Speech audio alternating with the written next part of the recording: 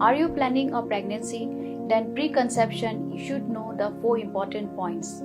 Start your folic acid tablets, get vaccinated against rubella, stop your alcohol and smoking habits completely, start a balanced diet at least 1 month before planning a pregnancy, and check your blood sugar level, thyroid status and hemoglobin typing of both husband and wife.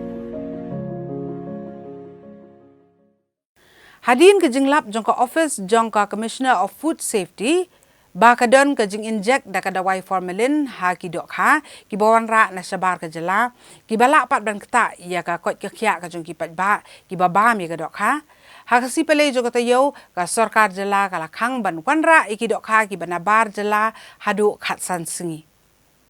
Kani ke jengkang banwan ra iki dohkha nabar ke jylla hadok khatsan sngi kadai hadian baka Commission of Food Safety kelale iki tes iki dohkha bat kala syam bel injek ekadawai Formalin iki dohkha bakin do bat bakin lat ne kebaput. Ka Commissioner of Food Safety jong ke sarkar jylla ikong RM kurba ila penmi ik hukum balakang ban syalan iki dohkha ki banabar ke jylla syapok ke jylla Meghalaya.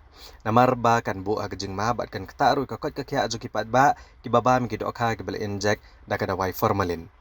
Kalau pentip bakat kum kakai pot nak assistant food analyst jong ke sarkar jylla ha ka hendau tarik ujliu. Hadin ke jengle iki tes ke beper la syam bakladon ke jeng injek da kadawai Formalin iki dohkha.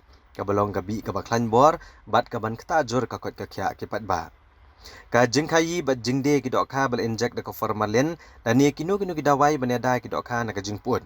Ka de ka bam singan setia ka kot ka kya kat kum ki kendon jong ka Food Safety and Standard Act arhajar hendriu. Kino ki balik persya ikani kejeng permena kan kering yaki bencak pensaja daga basyong patok aduh nyos nem rengkat bat ke basyak dan kuna shipaulak tengka kat kum ke kendon jangka Food Safety and Standard Act arhajar nrio.